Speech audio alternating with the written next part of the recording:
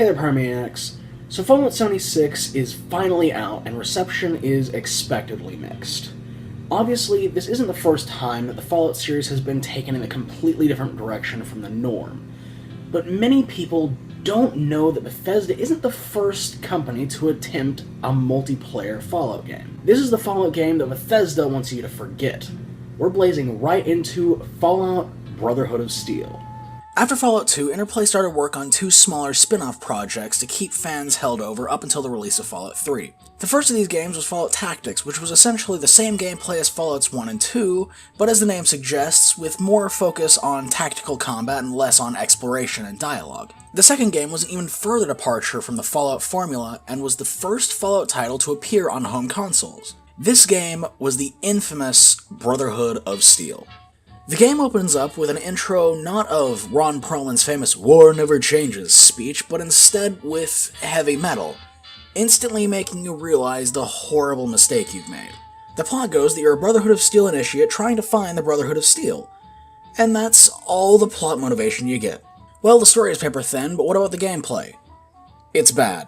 Rather than it being a tactical RPG like its predecessors, Brotherhood of Steel is a top-down shooter with mild RPG elements. Now, the Bethesda Fallout games have shown that changing Fallout from a tactical RPG to an action RPG doesn't mean taking away the survival or tactical elements. But this game obviously didn't get the memo because it threw away the ghoul baby out with the radioactive bathwater in that regard. This game isn't an open world affair like you would expect from Fallout, but is instead a series of levels with multiple hubs in between to give you tidbits of information to string you along to your next objective. Each level is extremely linear, and I just found myself following the minimap as the area appeared in front of me. And the combat is, in a word, tedious. The absolutely brain-dead AI swarms you with complete reckless abandon, and their hitboxes are minuscule. Every encounter will inevitably devolve into walking backwards while holding the lock-on button and mashing shoot. The boss fights aren't any better. They have the exact same combat loop, but with a much larger health bar to pad gameplay.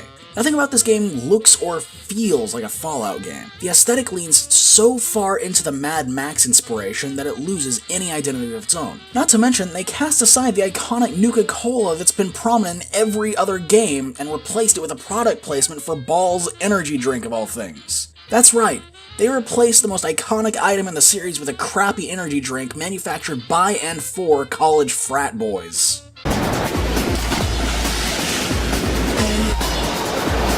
You real men! That's our job. Feel the power of the balls. Brotherhood of Steel isn't just bad, it's boring. The gameplay loop is monotonous, the art style is samey, and it's just generally not fun.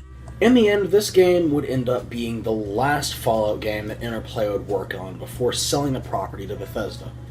I don't recommend playing this game for any reason outside of morbid curiosity. It's best to keep this one deep in the landfill. Thanks for watching. If you like this video, make sure to leave a like and maybe become a pyromaniac yourself by subscribing. Until next time, stay nerdy, my friends.